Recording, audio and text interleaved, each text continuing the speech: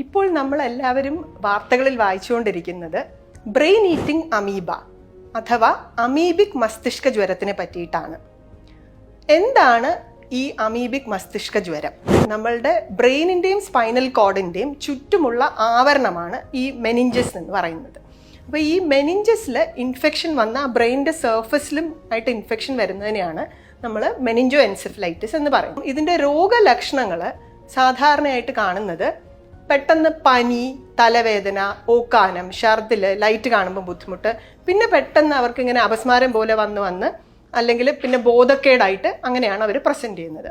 ഇതെങ്ങനെയാണ് നമ്മുടെ ബ്രെയിൻ വരെ എത്തുന്നത്? അത് മൂക്കിൽ കൂടെ നമ്മുടെ ക്രിബ്രിഫോം പ്ലേറ്റ് എന്ന് പറഞ്ഞ് കുറച്ച് തിന്നായിട്ടുള്ള ഒരു സ്കള്ളിൻ്റെ പാളിയിൽ കൂടെയാണ് അത് ബ്രെയിനിലെത്തുന്നത്. എന്നിട്ട് അവിടെ ഇൻഫെക്ഷൻ ഉണ്ടാക്കി ബ്രെയിൻ ഈറ്റിംഗ് അമീബ വർക്ക് ചെയ്യുകയാണ് ചെയ്യുന്നത്. അപ്പോൾ നമുക്ക് ശ്രദ്ധിക്കേണ്ടത് എന്തെന്ന് വെച്ചാൽ, ഇത്തരം മലിനജലത്തിൽ നമ്മൾ കുളിക്കുകയോ കളിക്കുകയോ മുങ്ങുകയോ അങ്ങനത്തെ ഉള്ള സ്പോർട്സ് അവോയ്ഡ് ചെയ്യുക. മൂക്കിൽ വെള്ളം കയറാതെ ശ്രദ്ധിക്കുകയും സ്വിമ്മിംഗ് പൂൾസ് ആണെങ്കിലും ഈ തീം പാർക്സ് ആണെങ്കിലും ഒക്കെ ക്ലോറിനേറ്റ് ചെയ്ത് ശുദ്ധമായിട്ട് വെച്ചേക്കുന്ന ഇതിൽ മാത്രം നമ്മൾ ഉപയോഗിക്കുക.